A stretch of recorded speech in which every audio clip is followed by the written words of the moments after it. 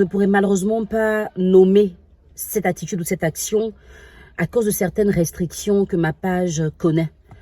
En tant que partenaire Facebook, j'ai été limitée dans mes actions à cause de certaines expressions qui ont été utilisées déjà dans des story time et dans une vidéo. Mais on va parler aujourd'hui des rapports sexuels non consentis.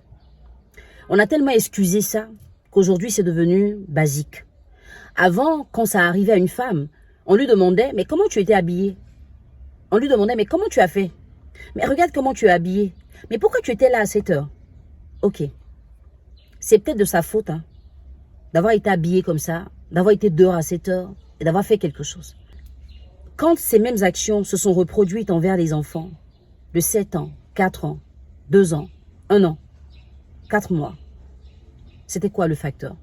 La couche. Ça provoquait les gens de voir des bébés en couche, de voir des petites filles en train de jouer en caleçon, ça provoquait les gens. Il ne faut pas justifier la mauvaise éducation donnée à vos enfants par le fait qu'ils aient été vulnérables à cause d'une femme qui s'est habillée comme elle pensait qu'elle devait s'habiller. Tous les hommes ne font pas ça. Il y en a qui voient des femmes qui sont totalement leur genre physique, qui les regardent, qui les désirent. Et quand elles disent non, ils restent tranquilles. Ils vont développer des stratégies. Ils vont la courtiser. Ils vont l'inviter. Ils vont prendre soin d'elle, de ses émotions. Ils vont la rassurer, la respecter.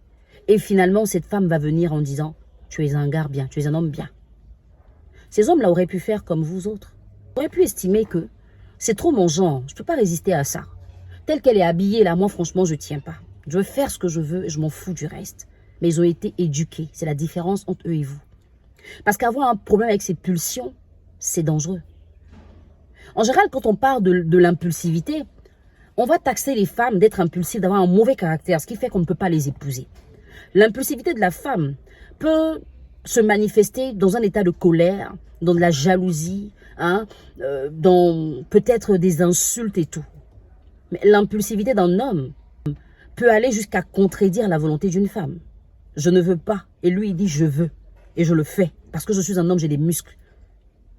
C'est-à-dire que quelqu'un va te déshonorer de cette façon. La personne va te brutaliser. Elle va même t'insulter. Elle va te salir physiquement, moralement, spirituellement des fois.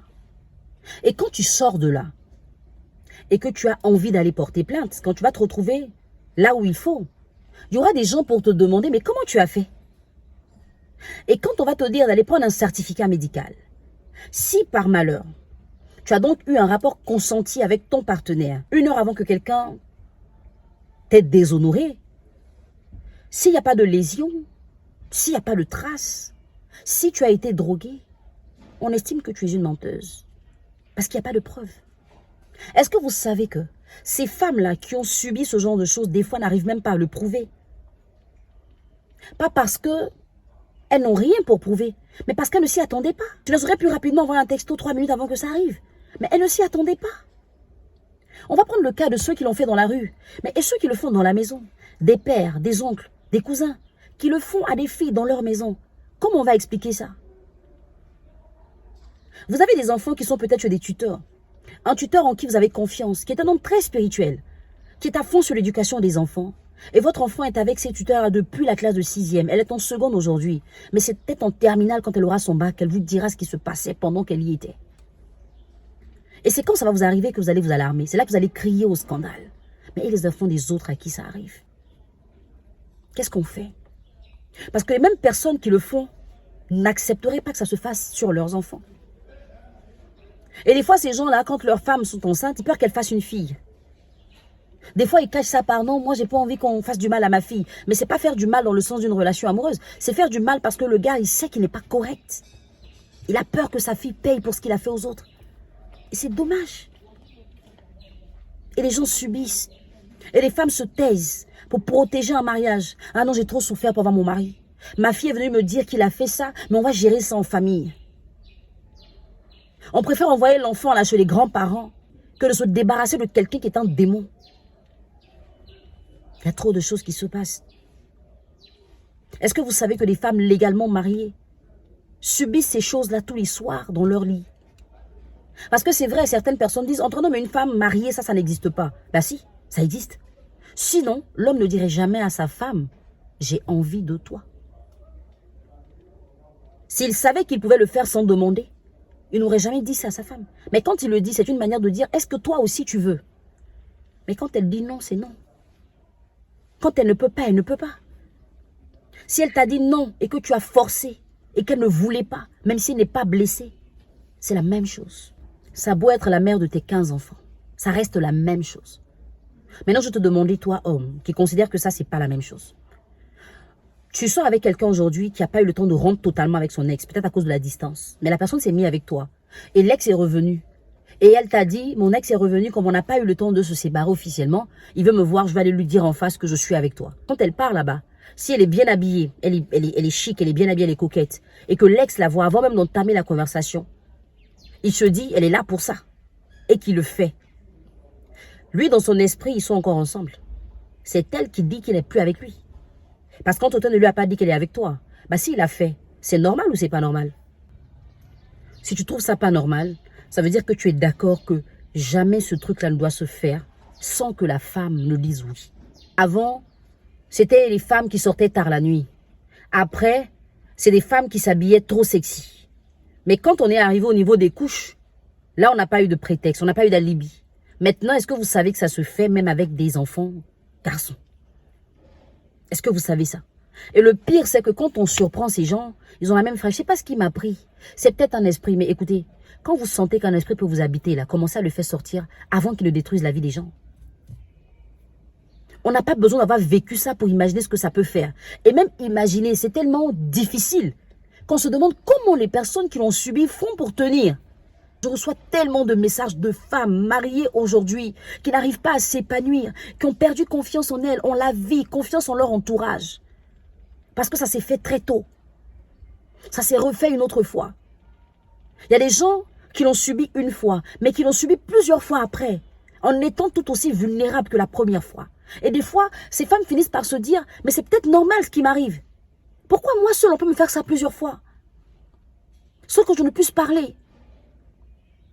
Un homme m'a contacté d'un autre pays pour me dire qu'il voulait que sa femme vienne avec moi faire des séances de coaching parce qu'elle avait été dans cet état et que c'était devenu trop difficile pour elle psychologiquement. Je l'ai orientée vers un psychologue. Je dis non, ça c'est pas mon travail. Le coaching, c'est quand le psy a fini de faire son travail. Le coach peut orienter. Mais combien de vies sont détruites de cette façon? Combien de vies? Combien de vies? On va regarder des femmes qui plaisent, qui sont belles et qui sont fermées. Et des fois, parce qu'elles ont de l'argent, on va dire qu'elle veut se marier à son argent, mais elle n'a plus confiance au sexe opposé. Elle n'a plus confiance. Elle a peur. Elle n'a pas envie de rester comme ça. Elle a envie aussi de faire des enfants, mais elle a peur. Ça ne va pas. En Afrique, combien de parents pensent avoir un psychologue? Combien de parents, les moyens, ça n'existe pas? Combien de personnes peuvent s'offrir ce luxe-là? C'est chaud, c'est dur. Est-ce que c'est parce qu'on n'a pas de muscles pour se battre qu'on doit nous faire ça? Est-ce que c'est normal? On ne peut pas laisser un enfant avec un adulte. On ne peut pas, on a peur. Qu'est-ce qu'il va lui faire? Nos enfants sont dans des établissements. On ne connaît même pas la mentalité, la moralité des gens qui les gardent. Imaginez quelqu'un qui peut faire ces choses et qui a accès à votre enfant. Ce qui peut se passer. Il faut que les choses soient plus dures que ça. Il faut en fait que les sentences soient plus dures que ça. Il faut que les femmes puissent se sentir un peu plus libres, un peu plus à l'aise dans leur corps. Il faut que ça change. Il faut qu'on sorte de là. Il faut qu'on ait une petite garantie, une petite sécurité. Ça n'arrive pas qu'aux pauvres. Ça n'arrive pas qu'aux femmes qui sortent la nuit. Ça n'arrive pas qu'aux femmes qui s'habillent sexy. Non, ça arrive à tout le monde. Aujourd'hui, ça arrive à tout le monde. Il y a 2 ou 3 ans en arrière, une femme qui était grand-mère a vécu ça. Elle a subi ça de la part d'un adolescent. Qu'est-ce qu'elle a fait? Elle était chez elle. Qu'est-ce qu'elle a fait? On ne va pas attendre que ça arrive à nos proches pour qu'on puisse comprendre que c'est pas bon. Je suis désolée d'avoir eu autant d'émotions en parlant de ça. Mais juste le fait de penser que ça peut se faire, ça me tue, ça me détruit, ça me brise.